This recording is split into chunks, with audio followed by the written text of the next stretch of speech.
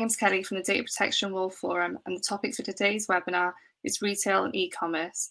What ROI to expect from better consent and preference management.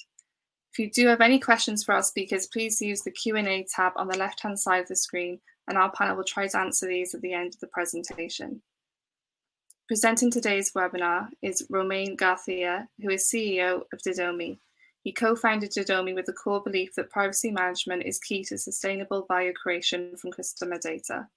After 7 years of diverse experiences and a first successful startup sold to leading ad tech player MediaMath, he brings to Didomi his expertise in complex enterprise software design and sales, as well as his vision for consent and privacy preference management market. And joining him today is Osama El-Masry, Data Protection and Privacy Officer at Vodafone Egypt. Osama is an experienced privacy professional and PECB certified trainer with a demonstrated knowledge in public policy and implementing privacy and data protection compliance programs according to Egyptian DP law and the EU privacy law. Our final panelist today is Arielle Garcia. Arielle is UM's Chief Privacy Officer and oversees UM's privacy program, including setting the strategic vision and direction, developing and implementing policies and procedures, and creating the educational courses, training, and thought leadership pieces on privacy and brand safety. Arielle also provides guidance to clients and internal teams on privacy-related matters and is responsible for building and scaling UM's consulting offerings around privacy, trust, and brand safety. In addition to her role as Chief Privacy Officer, she serves as the Head of Business Operations and Compliance globally for ExxonMobil and Accenture accounts.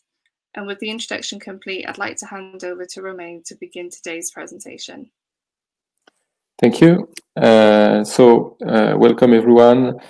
The goal for today is to discuss how consent and preference management can be contributor to ROI for retailers and e-commerce, and also to benefit from the great experience of our co-speakers, and to run by a number of questions related to this topic. So what we suggest for today is to start with a short presentation, approximately 10 to 15 minutes, to put some context around the question. Then we'll have a panel discussion to go deeper into the topic. And finally, we'll let the room open for questions. So obviously, if you have questions, drop them and we'll take time to answer them at the end. So I'm going to share my screen and start the presentation.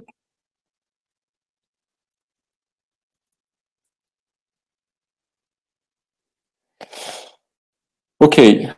So first, I'm Romain, co-founder of Didomi. For those of you who are interested in Didomi, we are a company specialized in consent and preference management. We are originally from France, but we work with clients in 22 countries right now, a lot of European clients as well as American partners as well. And we are happy to help a number of brands, global brands, for some of them, with their consent and preference management. We've done that for the past 3 years and have been fairly happy in the process to onboard over 160,000 websites and mobile applications on which we collect consent on a daily basis, which represents a lot of volumes. So we see a lot of users, internet users, customers consenting or refusing every day, and that's like how we uncovered some interesting thoughts about ROI for privacy and in particular for consent and preference management. So I wanted to start with a bit of context for around the question. So what are we talking about when we talk about consent and preference management for retail and e-commerce? Fundamentally, we are talking about a compliance question. So consent is a requirement, especially in geos like Europe, where you find regulatory frameworks such as GDPR that explains what is a consent and what it is not. So obviously GDPR becoming a form of privacy norm across the globe, the consent definition within GDPR is particularly relevant to the topic.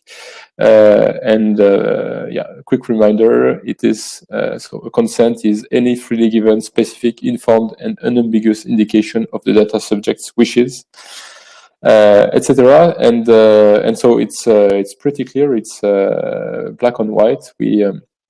When we collect a consent as a company, it has to respect 4 key principles. The fact that it's freely given, specific, informed, and unambiguous.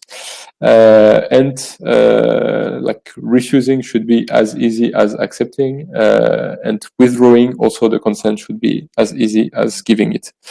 So with that stated, what I find interesting is that the notion of consent is fairly complex, depending on the type of personal data you're talking about. One thing that has triggered a lot of debate and also positions from Data Protection Authority is the question of cookie consent, which I think is particularly interesting because it combines like something that happens on a daily basis. Consenting on a website in Europe for cookies happens every day, a number of times for every internet users. And it originally comes from an ambiguity, legally speaking. So the fact that there are 2 laws that coexist on this question, one being GDPR, the other one being the e-privacy directive, which is fairly old. And all that to say that when we are talking about consent and preference management, the first part is a compliance topic, and it's all about respecting consent frameworks that exist in Europe or elsewhere, as these principles are becoming a form of norm in a lot of countries right now. Now, when we've defined consent, we can also look at what is not consent, what are preferences. So preferences are another form of choice made by users that is not legally demanded. So it's something that you can offer as a brand, as a company, to your users, to your customers, and which is something that most of your customers will find much more appealing and attractive, since it's really clear what they are up to when they choose or select specific preferences. So here I've highlighted a number of preferences we very often see at our clients. So how do we make sure that their customers can express what they prefer in terms of channels, so communication channels, marketing channels, other form of channels, depending on your vertical. The notion of frequency, which I think is particularly relevant when we look at ROI and its measurement. So how frequently should I get in touch? Should I process the personal data of my customers? And a broader preference category, which we call at Didomi topics, but which is very business specific. So it could be like very different from one company to another. And all that to put some context around the idea that on one hand you have consent, which is a regulatory and compliance topic, so something which is very constrained. So you have to bring the information in a specific way to collect a valid consent. On the other hand, you have much more room for creativity and to really dig deep into your customer relationship with the notion of preferences. And the two are, I would say, needed and asked for by your customers. And the question becomes very fast: how should you put one or the other at some point of your customer journey to make sure you perform as a company and as a business? So that's what we are talking about today, and that's the idea behind this webinar. So if we take a step back and if we focus on retail and by extension e-commerce, because retail these days is a lot about e-commerce. Everybody will not learn anything on this slide. So the retail customer journey today is complex. It's a multi-touch point journey. So with like online and offline events that are happening across this journey. And that typically starts with some form of research and a first website visit, continues with a visit to a shop or to some form of offline brand venue, and then starts the nurturing part. So the time in between this first touch point and the purchase, which can happen in a shop or online, and maybe like online in a shop. So everything is possible there. What is relevant for our topic is that across this journey, you have a number of opportunities to collect consent and preferences from your customer, and really, I think it's something that there are really two ways to see that. One is it's a legal constraint, so I have to do that. So I need to do that anyway, and the sooner the better. The other one, the other angle on this topic is also to consider that as something new, so a new form of opportunity to collect data. And new form that is particularly relevant when some other forms of data collection are slowly disappearing. So it's really about collecting data that are going to be unique to your company, unique to your customer relationship, and something that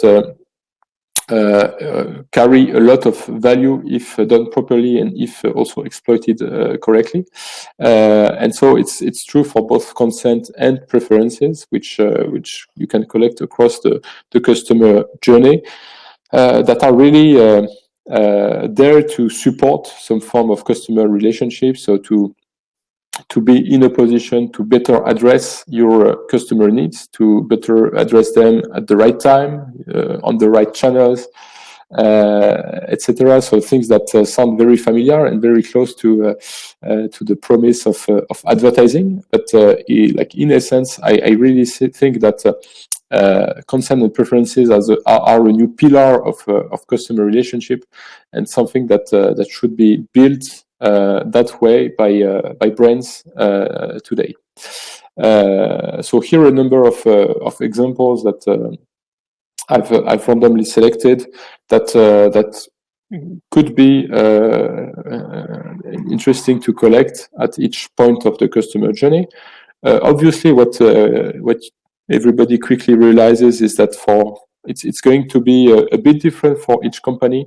Let's take an example. If you belong to a very large brand with maybe multiple customer-facing brands within your group, then like one of your challenges will be to exploit personal data for cross-selling or upselling opportunities, and that needs to translate into the way you're going to collect consent and preferences at some point of the customer journey, how you're going to establish trust by providing the decent level of information and control to your users, and that is going to be a business critical issue, because if you succeed, then you have like massive opportunities to generate more revenue.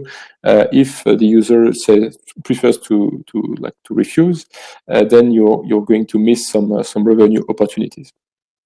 So obviously, this is to provide some context and to feed the discussion, but we are quickly seeing like large brands and companies, enterprise companies, maturing on this topic, and moving more and more from a strict compliance interpretation of their obligations to a more customer-centric view of consents and preferences. And this is something that I think is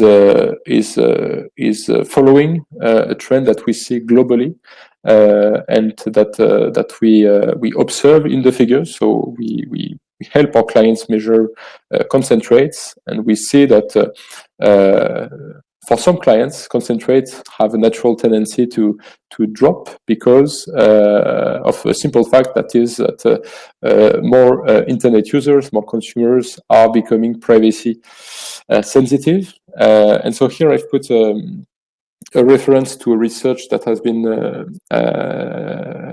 done by the Harvard Business Review in a recent edition this year, where they found that 32% of respondents to this survey said they cared about privacy and were willing to act, and had done so in the past by switching companies or providers over data or data sharing policies.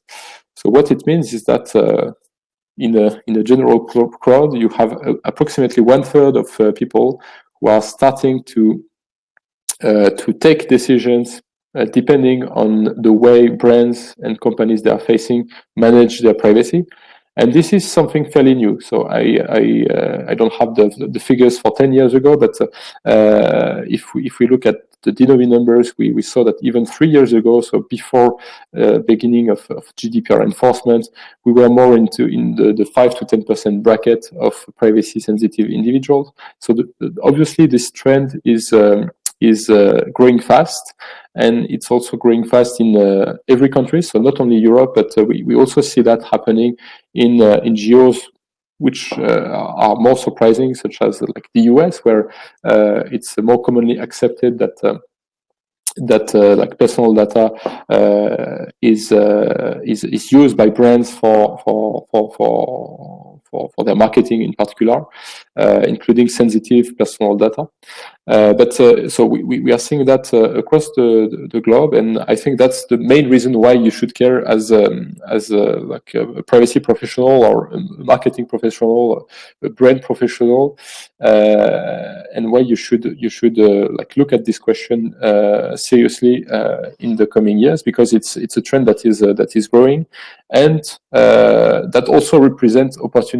So I really like the fact that the most valuable brand on earth, Apple, has made privacy its almost only differentiator since 2015, and I suspect that the two are linked. So I suspect that the main reason why Apple is also betting that massively on privacy is because their audience mostly belong to these 32% of respondents, so which are likely to be the more affluent and educated part of the population. Right now, I think it's likely to evolve, because the internet population is getting educated very fast on these topics. But yeah, that's in a nutshell why I think privacy professionals and marketing professionals should start to look deeply at this topic. So the core of the question is that's really nice. Where does return on investment come into this equation?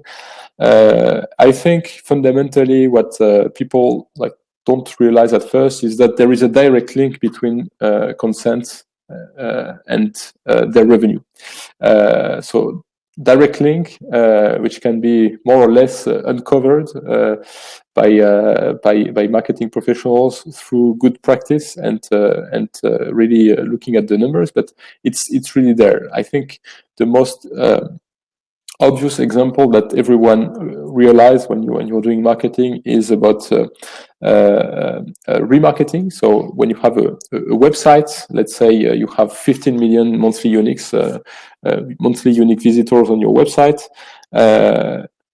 getting a decent opt-in rate to your cookies is going to matter a lot. So if you are based in Europe, you need to get a consent for cookies before being able to activate this audience with your remarketing. And as you see in this example, with a number of fairly reasonable hypotheses, so a click rate from your remarketing audience of 0.2%, conversion rate out of this 0.2% of 5%, you clearly see that at the end of the month, it makes very quickly a difference. And so what it means is that each percentage of concentrate will translate into revenue, so revenue opportunity. So if you generate more concentrate, you're going to generate more revenue, or revenue loss if you have like less concentrate than your competitors, for instance. You're going to be less to have a less performant marketing overall, and that compounds. So I think over time, this is going to be more and more important as like privacy regulations get more strict on this cookie consent topic, and as well as because of the fact that internet users at large are getting more sensitive, so they are changing the way they consent depending on the way you ask, the moment you ask, and the trust that they have in your brands. Another example that is also very that we observe very frequently. One of our large retail customer is like actually built a preference center with this idea that they needed to decrease their unsubscribe rates. So for their emailing and engagement campaigns, they had measured that.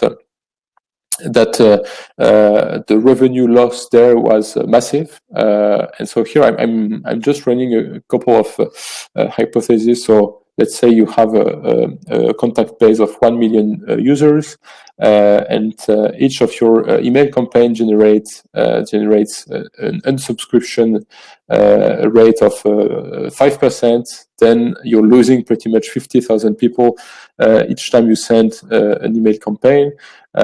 Take your lifetime value, and you end up with a massive revenue loss that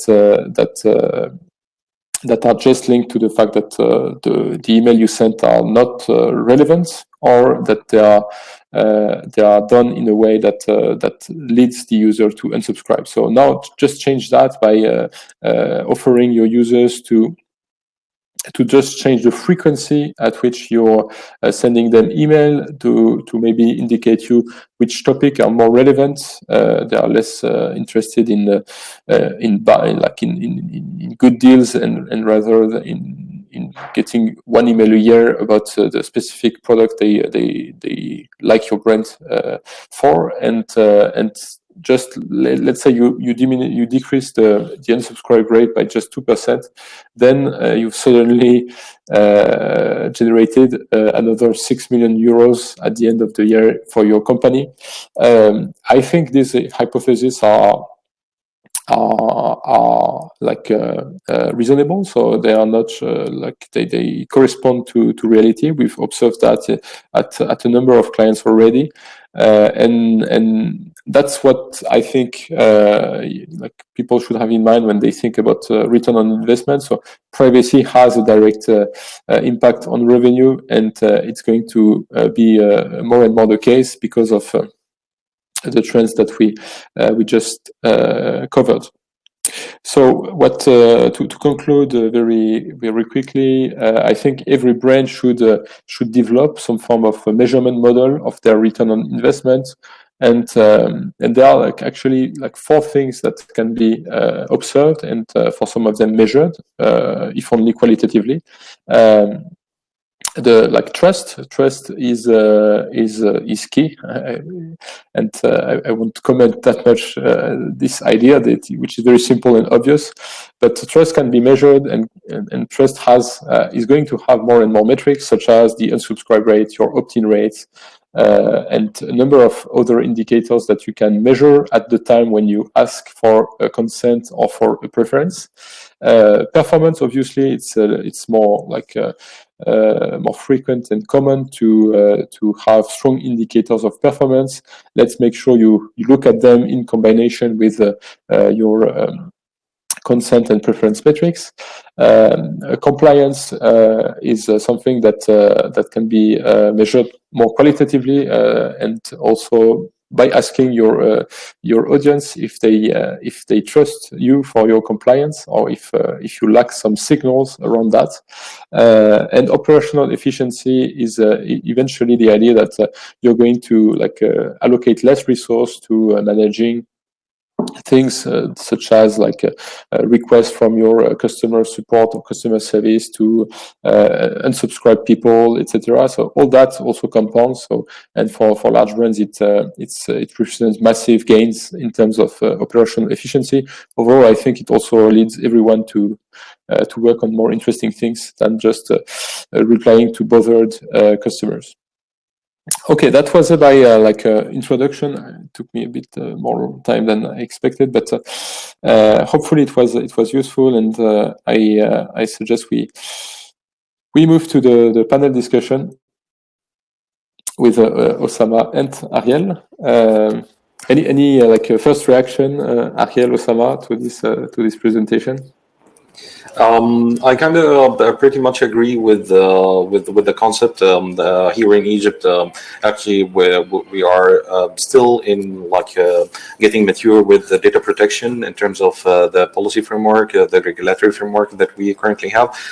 Recently, we had our Egyptian data protection law issued in July 2020, and pretty much it's adopting the EU GDPR, being the best practice all over the world right now when it comes to the regulation and the strict rules.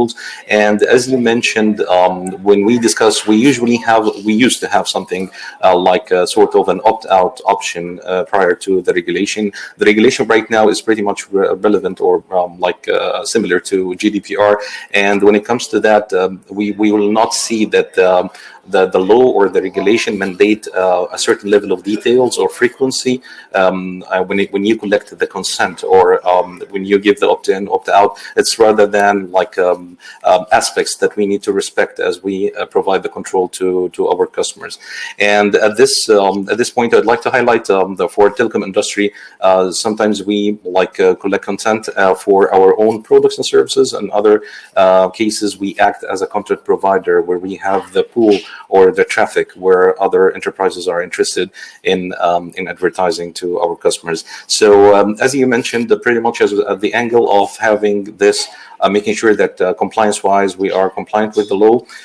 Usually our reaction is exactly as you mentioned, is going beyond this and not exactly going by the law where it says you have to collect the consent and having it. It would be one consent, for example, for products and services, even for GDPR or the Egyptian data protection law, and it could be a very simple yes or no, meeting the aspects or the requirements of GDPR of the law or the law. However, usually our perspective towards this is going much beyond, or more beyond such an easy question or yes or no, respecting the context strategy, as you mentioned, the frequency where we send the marketing comms to our customers, the more details we give, and what we anticipate. And actually, this is our view towards our customers, that in the aspect where we act as a content provider, or the platform where we have 40 million subscribers, and we can offer users to, or quality users to our enterprise customers. In that aspect, we think about it as more of an opportunity rather than a mandate, because at a certain point, usually you would think that giving such preference management and detailed option to the customer may deviate the customer from, or making them opt out. But on the other hand, we need to, I guess, look at the other side, that you might get customers who are really not interested in the marketing opting out. On the other side, you are getting more quality users, and at this point, you can charge your enterprise customers more, per click or per conversion, because you trust more, or you are more confident with your users' quality.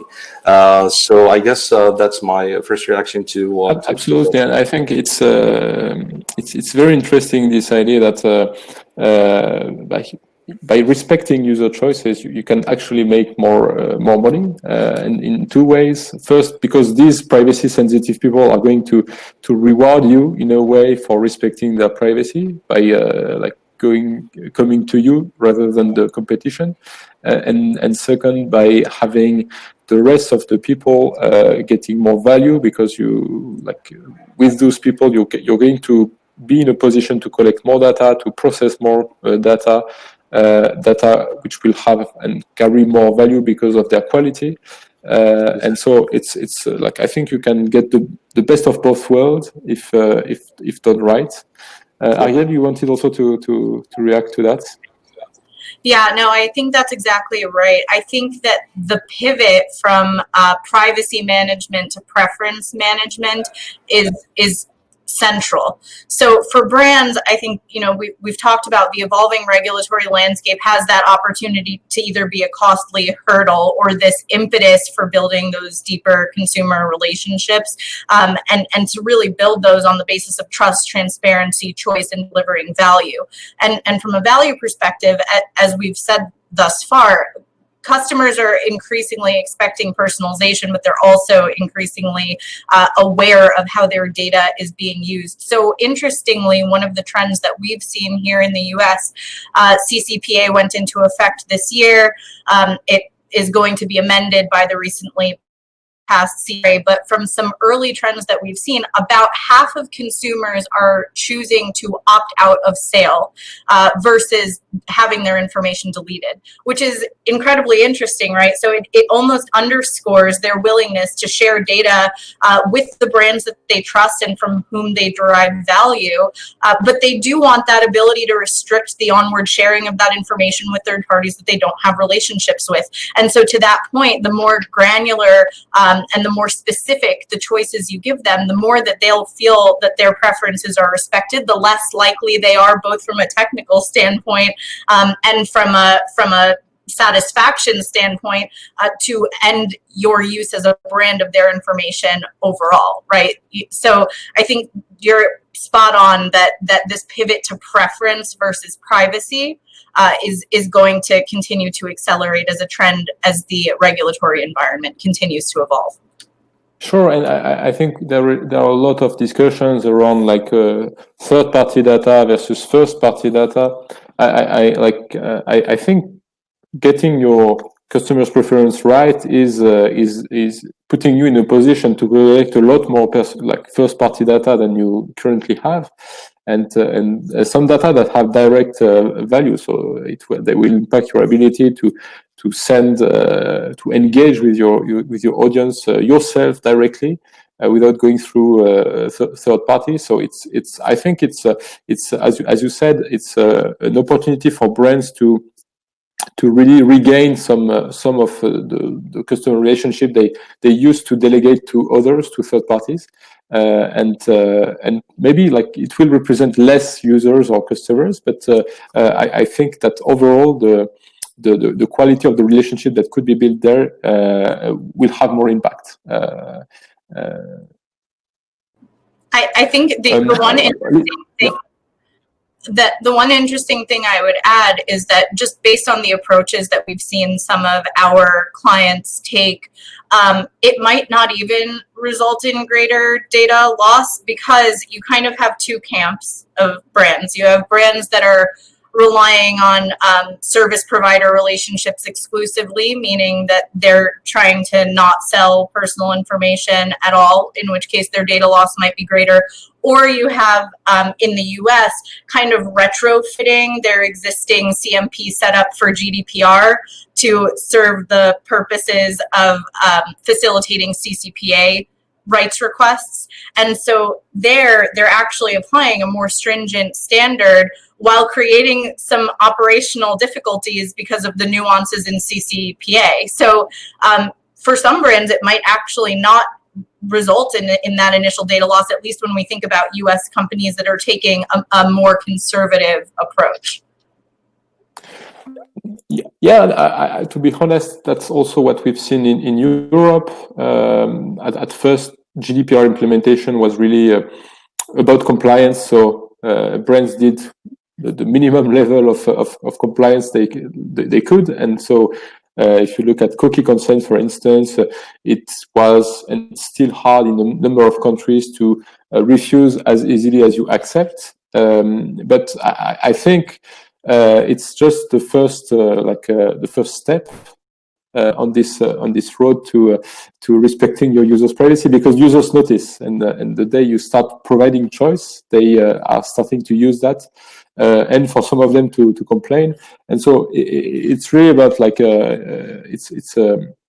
it's a circle that feeds itself, and so eventually it's going to end up with like leading brands providing the best choices, the best choice setup, the best preference centers, and that will be the norm, and customers will get used to this type of user experience, and therefore like prefer and allocate their choice to these brands rather than others. So I think it's something that happens, that we've seen happening in Europe, where now it's becoming the norm to make it like as easy as possible to refuse, and if you don't, then like some users walk away and complain on Twitter, and I think everybody looked at GDPR as a like legal risk with huge fines that you could incur, but a lot of people underestimated the reputation risk, and the fact that a single tweet can destroy sometimes billions of dollars of market value. So and that's why I think marketing departments and brands are starting to pay more attention and to also start positioning themselves on this question rather than giving it away to legal departments, because for them the impact is much more like tangible and translates into a return on investment. Yep. And maybe I can add another something, research paper that I came across, and it quite resonate with what we're saying. It's about consumer perception towards the online behavioral advertising, and this is something that I guess each marketing strategy within each organization has to consider, because it talks about how shifting and how evolving the consumer behavior towards, or the consumer attitude towards the online behavioral advertising, coming from something that may be entertaining and at a certain point beneficial, because they feel like they are getting what they are looking for, or maybe I'm searching for a certain product so I can easily get different offers on it, and how this can evolve and shift into an annoying thing to them, and sometimes can reach an intimidating to them, so they can totally deviate from this and try to opt out or disconnect from this brand at all. So it's talking, this research paper actually is talking about how fine line is between how your marketing strategy and the way you approach your customers. There is a fine line between keeping them as your loyal customers and as happy to get the relevant advertising, and making them having them as a quality user, which is something that is not for the benefit of the organization, it's for the benefit of them, because they feel that this is something relevant, this is something that I know. Sometimes the organization really need to look at the aspect how to differentiate themselves from the crowd, because it's like one user and hundreds of brands are competing on advertising to that user. So sometimes you need to keep your user to keep their attention towards your brand. So whenever they see an advertising coming from your brand, so they know that this is something that is relevant, that I need to go, rather than that I know that this is a repetitive something that I'm sure everyone has came across such an experience where sometimes you search for something on a brand, and then even after you did the purchase, even with them, maybe you purchased the actual product from them, and they still send you or fire ads on you for another couple of months for the same product. So sometimes I know that, okay, that's the brand that spamming me, and hence I would either opt out or not give an attention to such communication. So this is a very good research paper, and it analyzes or puts different having a graph or a matrix for the attitude, the consumer attitude between the neutral user who's really don't care between whether I'm being tracked or not, and the ones that like negative, the ones that are positive, and the one with the mixed feeling that I feel sometimes positive, sometimes negative towards certain brand. And actually, the metrics is measured versus the perceived concerns and the perceived benefits. So the more you give them benefits and they feel the value, so the more they go towards the positive attitude, and the more you give them the concerns and they feel that they are tracked, they don't understand how their information is being processed, they feel intimidated, and consequently they would give a negative attitude by deviating from such brand. And I guess such a control is contributing, like the more you give such a detailed control and preference to the user, is really contributing in sort of like the feeling of the assurance, more of an assurance or peace of mind that I feel like I contribute in this behavioral analysis. So it's not something fishy going on. It's not that my data is being collected from different sources. So that feeling of fear or concerns is getting much lower when you give more control. They feel like they contribute in the process, and you make sure that, as I mentioned, as a brand, that you differentiate yourself from the crowd. So the subscriber might subscribe for a weekly or a monthly frequency, and sometimes you decide this based on the different ads that you fire on them as a marketing strategy. But the less they get your ad, the more quality they will be and react to such advertisement, or maybe the conversion rate will go higher. So this is something I would really recommend. We can share after the webinar with the audience. Like that research is a very good piece of work that is prepared by thought leaders and market leaders in online advertisement. Absolutely, and I think there is a real power to giving choice, because that's how you build trust. And if you let people choose, they'll be like thankful for that, because it's still rare to have an actual choice, and a honest one and an informed one. And so that's how you demonstrate that you trust your customers as well to make the right choice. And I think that's a powerful way to like transform something that is seen today as a real constraint into something that could be really beneficial to the brand and to the company. And we see that in figures, and that's where it starts to get interesting. It's something very like counterintuitive at first, but when you provide a true choice, so honest choice, correctly informed. We did that for ourselves at Didomi, for instance. We have a consent notice that explains you exactly what we are doing with your cookies, and give you like a honest and simple choice, yes or no. And we actually tripled our consent rate in a matter of months, because the previous one was less clear, and provided the usual choice: I accept or I personalize. And so this imbalance between the yes and the no has cost us a lot of opt-in rate. And so I think this is true for a lot of use cases. Not all of them, because it's also a matter of timing. You should ask the question at the right time. Otherwise, if you interrupt people, they are going to have you pay a price for that. And that's also something we see in the figures. But really, I think having this honest attitude towards your audience is much more rewarded by users than like most people think. And we constantly fight this idea that if I give too much choice, I'm going to lose a lot of users, a lot of opportunities, etc.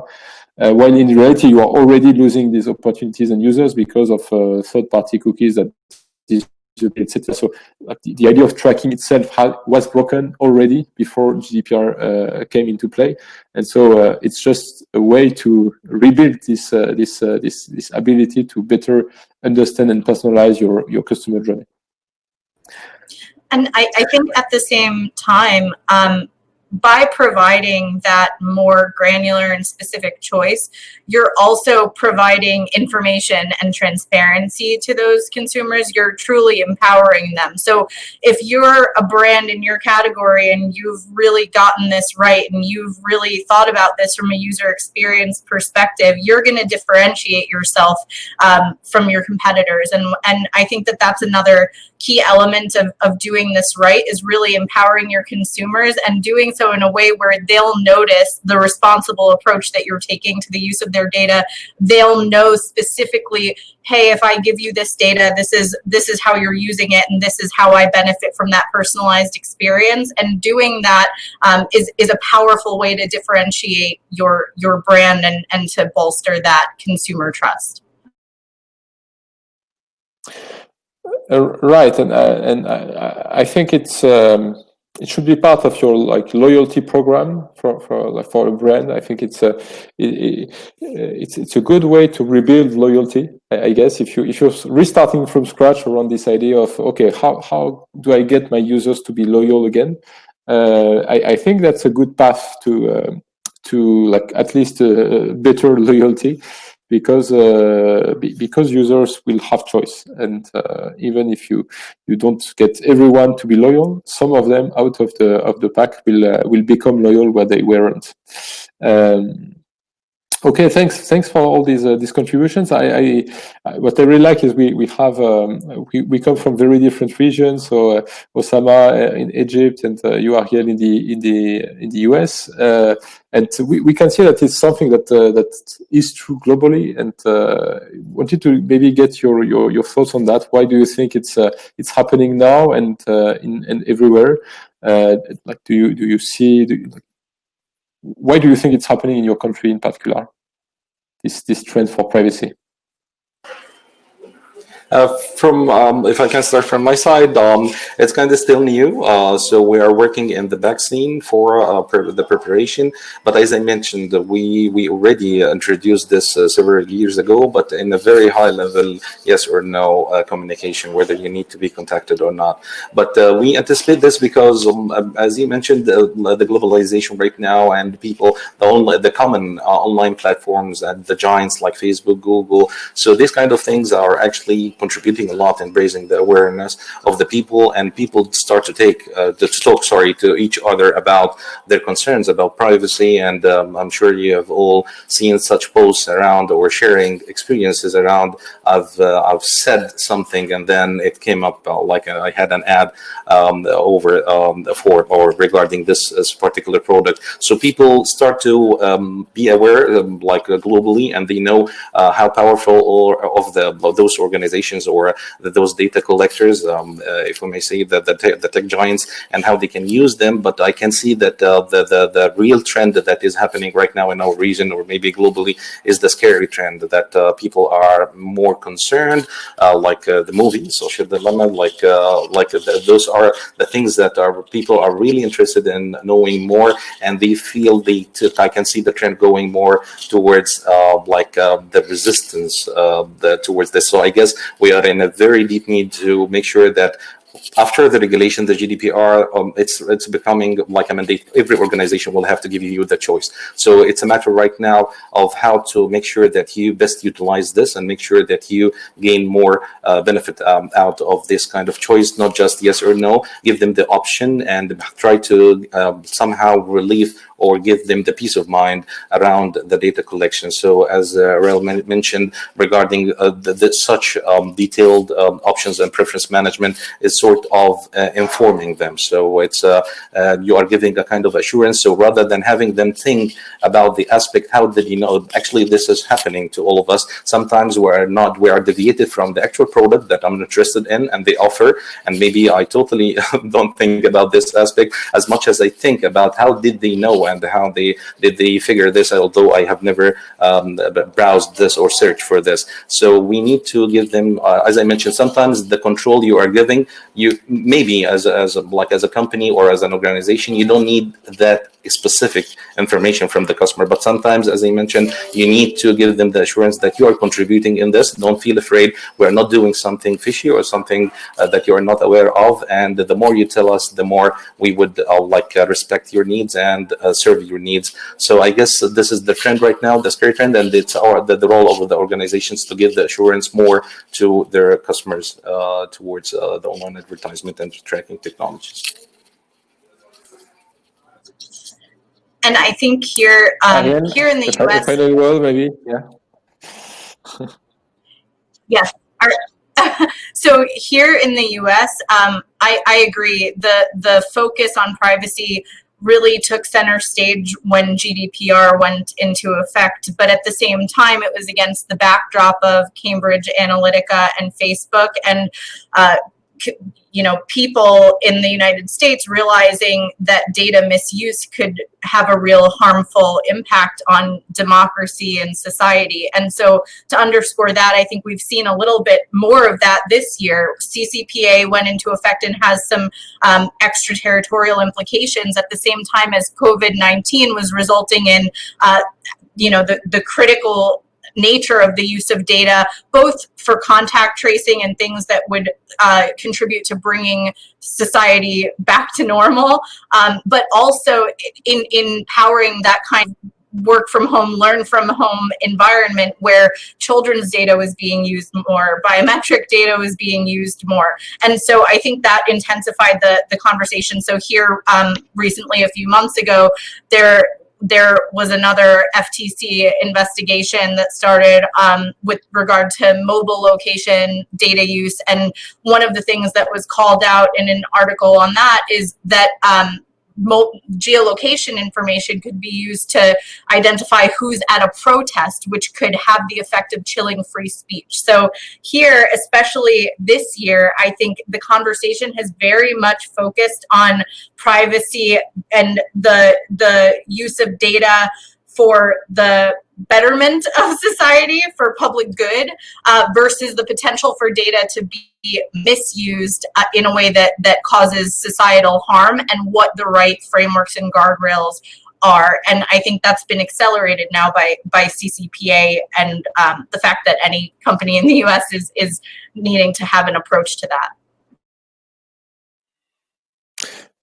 Thanks a lot for these insights, and I think it's very interesting to see the drivers behind this trend in each region, and how they are different, and at the same time I think coming from the same core belief by people that something was done wrong about their data so far, and that has affected their lives, sometimes for their democracy, in other countries more their personal life as consumers, and has influenced them in a way that they were not understanding, and that's probably where all this comes from. We have a couple of minutes left, and let's take questions. If you have questions, feel free to drop them in the section of the webinar. I see 2 questions already. First, a question on the cookie consent by Jagannath. Sorry if I mispronounced your name. Apologies for that. Is it okay to have the default value set to yes for all the types of cookies, and have a clear note saying all cookies have been set to yes? You may manage your cookies by clicking on manage cookies, or must we default to yes for the essentials and performance cookies and default no for all other cookies, providing an option to the data subject to manage them? So depends where you're from. So if you're in the EU, in the European Union, subject to GDPR, it is not okay to default to yes, and it's actually the opposite. There was a ruling confirmed this year by the European Court of Justice called the case Planet 49, which explicitly says that you should default to no, so you should not pre-check or consent boxes to yes, and so For the rest, if you're somewhere else, it depends on your local regulatory framework, and also from your position as a company, because you can always decide to go a bit further than what the law says, depending on your audience. If clearly you're in the luxury vertical with a lot of very affluent and educated people, then it may not be a good idea to set every choice to yes, because they will notice and they will maybe be pissed off and go somewhere else. It's very easy. But for the rest, I think it's very much a matter of compliance and what is your local standard, if you're subject to GDPR or not. Osama, Arielle, any thoughts on that, or do you want to add anything there? So I think you covered it. I was going to say it's exactly why consent management and preference management solutions are critical, because the standards in the US, for example, are very different from the standards in Europe, and you really need that nimbleness at this point if you're going to scale your approach to privacy and make sure it's consistent and holistic. Absolutely, and like a consent management solution is there to give solutions technology-wise on this question. So at Didomi, for instance, we have features that allow you to determine which regulatory framework you will apply to users depending on their location. So we actually look at their rough location, so country-wise, when they land on your website, before asking them any cookie question. And so you could apply different settings to different audience depending on where they come from. Then the question is this a good idea for your brand, for your audience? And it's something that goes way beyond the strict compliance question as we covered it today. Second question by Anastasia. Do you think the types of data and what companies do with it will change as a result of consumers' behavior? Arielle, Osama. So I'm not seeing the question. If you can repeat it again, sorry. Do you think the types of data and what companies do with it will change as a result of consumers' behaviors? Definitely, from my point of view, definitely people would the concerns that are coming from the people or the users of Facebook or Google, for example, are much higher from other players who are maybe just the telecoms, for example, or the content providers, streaming providers. Maybe they are just interested in what kind of content that I see, along with my ID as a user, whether it's a phone number or a device ID. So it's kind of course, the type of data raises the concerns, and they may change the behavior. And I guess the concept, or when it comes to those concerns, the customer, this is where more work that needs to be done when it comes to the detailed preference management that has to be given. Because I will give my pure personal experience when it comes to this. For example, when you don't see the options, or when you see a brand that is adopting take it or leave it concept, or way that it's either yes for all or no, so you don't use the service, sometimes you feel that the bad intention and the hidden agenda behind not giving me control. So the more you give me control, the more details you give me, sometimes I leave it voluntarily, because I know that they are giving me the options, so they do care about my data, and whenever I need to switch off or opt out from such preference, I will do that whenever I need. So definitely there is a relevance, and as I mentioned, the more details needed is need more work needs to be done towards this. Another comment on the first question, when it comes to cookies, I guess I might relate or think about the concern behind this, because sometimes, although the mandate by the regulation that you cannot default as an yes by default for as an option or for the website users, sometimes I guess it's more into how to customize the experience of showing the consent management, because because having a regulator or a regulation jurisdiction that mandates you to put all of them off by default and just giving them the option whether to proceed or to go to cookies management, so you may lose a lot. So it's all about how to customize the way you present or the banner that is being the way it's being presented to the user, and how you can give them the option or show them the benefit at the first sight whenever they landed on your website. So I guess this might mitigate the risk of losing lots of people who are not going to the cookies settings or the preference management as a deeper option. I think that what I would add on chain of data and data types on the basis of consumer behavior.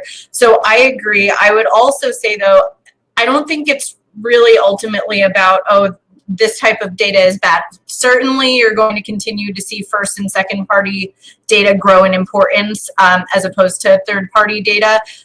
However, I think ultimately what we're going to see is a change in behavior and approach on the brand side, as to be able to build those deeper one-to-one consumer relationships and retain that ability to use data to drive marketing efforts. So I think it's equal parts changes on the consumer side that will drive the way that brands use data, as it is changes on the brand side that they will make to facilitate and foster that trust with consumers and be able to continue to use their data, but in a way that that is responsible and respectful of their preference.